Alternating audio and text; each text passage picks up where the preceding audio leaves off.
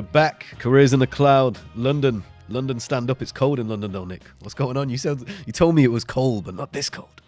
It's London. What did you expect? 1st of March? It's not getting any better, huh? I'm not wearing this fake Gucci scarf for fashion. Trust me, it's not. I just got it on the street. The guy was selling it for £5. I said, hey, it is cold, but honestly, it's freezing, but it's good to be here. I think every time I come to London, it was where, for me, the ecosystem started. And I think when I talk about starting, SFI and starting was something where I met this person and where the journey started for me. I think, when I look at our lives now and SFI and everything that we've done, I think it's taken a big part of our life. This guy's been around for many years. He's worked for some of the biggest partners. He's done some amazing things as a contractor. He's delivered some huge implementations and projects. He's well renowned, even though he doesn't think so himself. And he's got some great news that I think we're going to share later today about entrepreneurship, companies, and the future. But it's our pleasure to introduce the man, the myth, the legend, the guy that I like to call K, Agent K, Khaled McGonnell. Khaled, welcome. Thank you very much. Just drove down. Let's be honest with the audience. I was wondering who this other person was. Yeah. The modest man. But no, I mean, Kay, look, like, where do we start? I suppose where we start is you're starting, right? Like, we're in SFI now, and we can talk about that later on. But technology, you've done so much. You've started in different areas apart from Salesforce, right? That wasn't the start for you in your journey. No. Tech, where did it start? I mean, I'm a geek. I think you've got to start there, right? And I think I may be one of the only people who knew I wanted to become a management consultant around the age of 15. So I was at one of these career fairs way back. And I met some people, and this is really showing my age, from a company called Arthur Andersen. And I thought, that sounds like my kind of thing. What do I need to do? Do I need to do economics? They're like, no. Just get a good degree from a good university. The rest will follow. And I think about the conditions these days and how lucky I was that was the answer, because it's tighter 100%. Now than it was then. But that's what I did. And as soon as I graduated, I applied to Accenture, because everyone knows what happened to the predecessor. And I got accepted. So I was on the graduate recruitment program in May 2005. And never looked back. But the start of my career was in SAP. I was a business intelligence and analytics guy. I did that for a good decade and a bit. Had my own digital startup for a while. I think in this neck of the woods, that feels very, very right. Actually, bizarrely, I learned how to code about a block down the road at Le Wagon. We knew that. It was all in there. Yeah. We got fed information. No wonder Khaled was late. He was taking a trip down memory lane. He was like, this isn't the building. That's where I used to get my coffees. And like all good startups, that one didn't have the sort of 10x scale-up potential that we all hope. So that shut shop. Bit sad, but right decision. And I went back to contracting, and that's where shortly after we met. So we were on a big telco. Can we reveal implementation. I think it's well known now, isn't it? Man, it was one of the first. It was the first. It right? was, yeah. It was the first. Yeah, it was pioneering in its day. So yeah, we were on the 3 implementation, and at the start, my team was responsible for designing, building, testing, deploying all of the agent capabilities. So anything that call center agents, retail agents had to do, delivered on time in full, and no good deed goes unpunished. So then the scope was increased and did all the post-pay functionality as well. But really interesting segue into the Salesforce ecosystem via the ISV. Then Velocity, now SFI, now just Salesforce Comms Cloud. So I don't even know anymore. It's been a journey, hasn't it? Speaking about your career, because obviously you've done so much. What would you say is kind of the biggest struggle or just the challenge you've faced so far? So, when I think about my career, I mean, 3 years into the start of my career, we had the subprime mortgage crisis. the Great Recession. You know it's bad when economists give it its own name. Then we went from that to austerity Britain, and then we went from that to a pandemic. So it's been awesome, right? You're kind of waiting for when the boom's going to happen. There've been upticks, but I think what strikes me is that tech consulting is very, very resilient, because at the end of the day, companies have to innovate whether they're in a downturn or in a boom period. So I've been quite lucky from that perspective, really have. I've been very, very privileged, very lucky. So the challenges that I've faced in my career are the ones that I think a lot of people could relate to, and it comes down to the people that you work with. The people that we work with make all the difference. I've been blessed the vast majority of my career to work for, with, and have working for me really fantastic people. And you know it's right when you're leaving, and you're feeling a little bit choked up, a little bit emotional. That's how you want to feel. Sadly, I think in all of our careers we work with people who don't make us feel quite so good. I had a boss at one point who was just a terrible human being.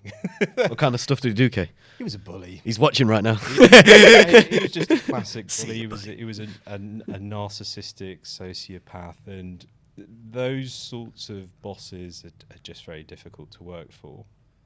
And for me, as a direct report into him with my own team, I wanted to act as a shield between him and the rest of my team, and that was very taxing. When you're dealing with someone who enjoys It's like you're battling the company. Yeah, trying to protect your It was team. a real shame, because that company actually joined, loved it. I was there for a while, had a great time, really brilliant people. But leadership changes can come in thick and fast, and all of a sudden there was this change of the guard, and this guy came in, and that was really tough to sort of deal with this guy. But the thing that I learned about it is life's short. There's so many opportunities out there, and when it no longer feels right, leave. I've never regretted that decision for a second. And had I not done that, I probably wouldn't be in the Salesforce ecosystem now. So not the ideal reason for why there was a trigger, but I'm glad. Everyone's hoping for a bad boss tomorrow. Did it shape your leadership style now? Like now that you're a leader yourself, well, you were then, but now we'll go into more in the show about what you're doing now. But did that impact you on who you wanted to be and who you didn't want to become? Absolutely. Yeah. You get inspired in two ways. I've had some magnificent leads throughout my career. There was my very first boss at Accenture, a chap called Jim, was just brilliant. He really built me up. He really helped me along. I've had some incredible female leads. There was a lady called Rafaela. She was just amazing. She managed to convince me to go from contract to perm, which I never thought I would do. And Hell of a person if she did that. that's it. Just imagine. And funnily enough, within about 3 months of me having joined permanently, she then left. So To got contract. I had to stick with her. But she was magnificent. So you work with some people, and they show you just how good a leader can be, and what it means to have someone that inspires you to do your best work. But then you have the opposite as well. And I think for me, what it has really cemented is the sense that respect for the individual is paramount. We're all going to be in projects where the stakes are high, where there's not quite enough time or budget to do everything that's wanted. But when we treat everyone respectfully and we look after their well-being, that's when you get a high-performing team. And that's really guided my principles and how I interact with people thereafter. Speaking about kind of the current situation that we briefly touched on, and the SFI world, velocity, whatever you want to call it. Comms Cloud. Comms Cloud, energy, utilities cloud. Where do you see it moving in 2023?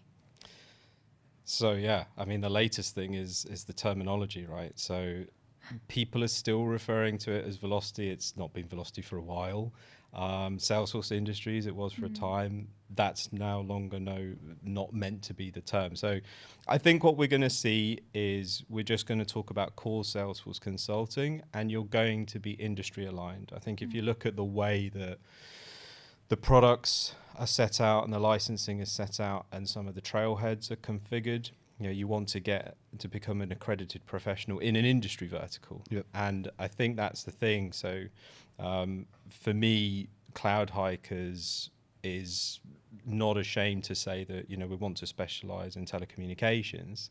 And I think that's the right way at this point in time to, when you're thinking about your career in Salesforce, you need to think about the industry vertical that you're aligned to, and then the capabilities within that. So, are you a Sales Cloud specialist? Are you an Omni Studio specialist, CPQ specialist? And then you can have that sort of matrixed view of what's your capability, which are the industries that you serve. And really define your role. It wasn't like that back then, right? When Salesforce, when I started, it was just like any project, any industry.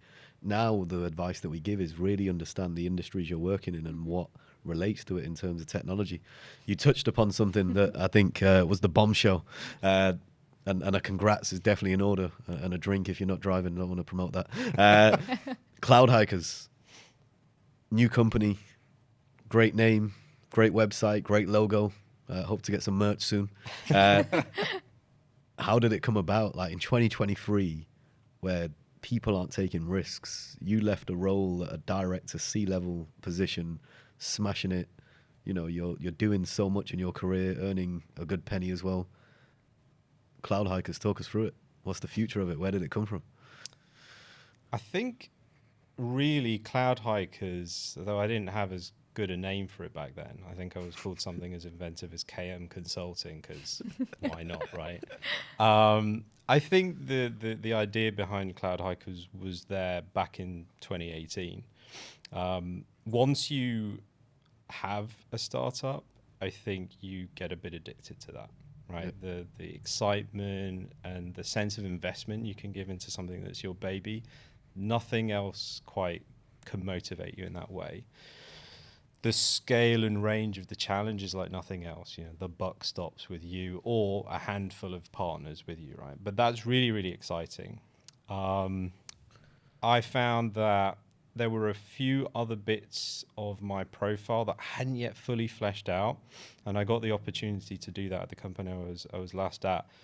And having taken that full step into sales, because I'd been a delivery guy the vast majority of my career, with increasingly commercial angle to it as I got more and more senior on the procurement side. But then I decided, okay, well, do I know how to sell these things? Do I know how to have the very introductory conversation? How do you get the leads and say, etc. In delivery, delivery's not easy, but at the end of the day, delivery has been handed something that's had all this work done beforehand, and that was a bit of an unknown to me. So I spent the last 2 years working that bit out, and at that point, I think you have to ask yourself, particularly if you're not averse to risk, maybe I should just give this a go myself. Khaled was killing it so much on sales. He was like, why did I not do this sooner? I was always on the other side. I had good support. I did learn a lot. But yeah, I think it came to a point where there was a pathway for me at my previous organization, but there was no way that was ever going to be as exciting and rewarding as striking out myself and creating a company that's all the things that I would want it to be, and one that's all about well-being, that's obsessed with the customer, but also is one that's diverse and inclusive, etc., etc. So I think this gave me an opportunity to create the company that I think the market needs, and to create a company that I think people would like to work with. Speaking about diversity and inclusion and all this, like mental health in general, it's something that, again, is not yet being as touched as we would like it. What are your strategies, for example, for actually like hiring people and maintaining this diverse, inclusive environment, if that's not a secret? No. I mean, I think this is the kind of thing that should be absolutely not a secret. One of the challenges that a lot of tech companies will claim is that the reason why they're not as diverse and inclusive as they'd like to be is because the intake isn't there. If you have a role and 100 people apply and 90 of them are men, you've got a 9 in 10 chance that the hire is going to be a man, assuming all other things are equal. So in my opinion, you've got to go out of your way to adjust that. And I don't think that that's, positive discrimination, I don't think is a dirty word. And the reason for that is, just like any other strategic decision that one makes when you're forming a company, what the problem with a company that isn't diverse is they see the world through a narrow lens, right? So I'm always going to understand the world as a British-born, mixed race, cisgender male, right? Because that's how I've experienced the world. I do not understand what it is to live through the world as a female or as someone from the LGBT community or someone from a different ethnic background. So if I want to understand, I have to bring someone else in who can broaden my horizons and vice versa. And so I think that when you understand that that's an imperative to have a business that can understand the customer base in the widest possible way, you then say, well, that's how I build a robust company. Well, therefore, I have to ensure that I recruit in these ways. And I'm kind of quite pleased. I didn't really plan it this way. But my very first company post on the Cloud Hikers LinkedIn page was actually asking, who's got connections who are female founders who are looking to strike out. Because I've decided that if I build it, they'll come. But I definitely want to get 2 or 3 partners on board. And for me, if let's say we end up with 4 founding partners, the ideal composition would be 2 females in that mix. So I think you've got to build it like that way from the start. You've got to make you've got to make the effort to ensure that you get that mix. And then I think you end up with a stronger, better company. And if I can say, it's also the right thing to do. It's not all about business, but it does make for a better business. They're more productive. Yeah. As in like that mix, right? Like our team, like you can have people from all walks of life, all races, genders, and it's statistically proven that those teams are more productive and more successful. Absolutely. Because you've got different minds and different ways of thinking coming together. Yeah. Like 5 Hemi and Khaleds around one table. I don't think anybody wants that.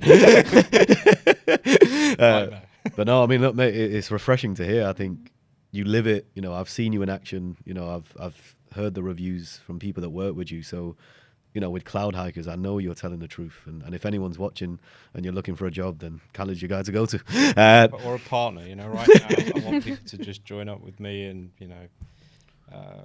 I'm not sure it's if a new I'll shoot journey, myself in the foot at this point, but, I'm looking for equal shares partners at this point in time. I think that's the right way to found a company. So 100%. Someone's thinking this is the time, but they don't want to go alone, I'm looking.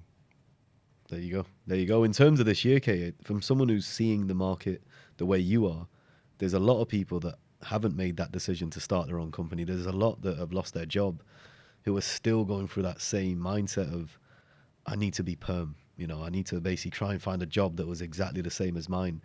Anything that you would recommend, because you've done all of it, perm, contracts, starting your own company.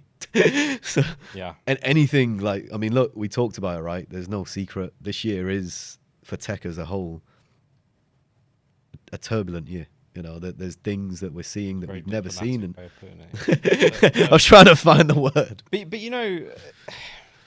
I think in a way, because I come from a consulting background, what appears turbulent in tech feels very ordinary to me. Tech companies on the product side are not used to the levels of attrition that they're seeing at the moment. In consulting, if you had attrition as low as 10%, you'd be market leader, right? Because you want a level of attrition. Yeah. Because you need to bring fresh talent in. You need to refresh the decks, as brutal as that is. I think there's a few things to say. And the first thing to ask yourself is, what hasn't changed? Right, Salesforce is still growing double digits. Right? Yep. It's still very, very profitable. the people who have recently been made redundant, many of whom I know personally, are some of the world's leading experts, and they, yeah, if you're a recruiter out there looking for top talent, this is all your prayers answered at once, right? Yeah. This is not a case of low performers. It's a change in direction in terms of what Salesforce wants to do, and I think that you've seen a company which has had, 2 solid decades and entering its third of astronomical growth. That was always going to start flattening out eventually. And as the rates of growth start to contract, some of the other KPIs that shareholders have been, had their eye on for a while, such as operating margin, become more of a focus. And, I think that Salesforce, alongside a number of the major names, didn't understand what recruiting during the pandemic should look like. And so there's this correction subsequently. But we've got to remember, it's not a company that's in dire straits. Exactly. Far Don't you think a from lot of it and is this- blown and I out think- in the media and people jumping on the bandwagon and looking at it going, it's going down. They're going to lose the biggest market share. Like, how could that ever happen? Like, it can't reach that point so early, so soon. Absolutely. And, look at what Salesforce continues to offer, right? We're still getting 3 releases every year. We're getting innovation in each and every one of those. Genie has just come out, which has given this sort of unprecedented view of the customer. Yep. The product is in a great state. Sales are doing well. There is loads of opportunity, particularly in telco. So I'm not worried from that perspective. I think a lot of tech companies are just focusing on the margins during a short downturn. But again, I think when you look at the macroeconomic conditions and we've gone from pandemic into some challenges on the supply side down to the Ukraine war and some of its knock-on impacts, it's actually remarkable how resilient the tech sector has been. Big time. So to all those people who've been made redundant, I would say to them, don't take it personally and don't worry.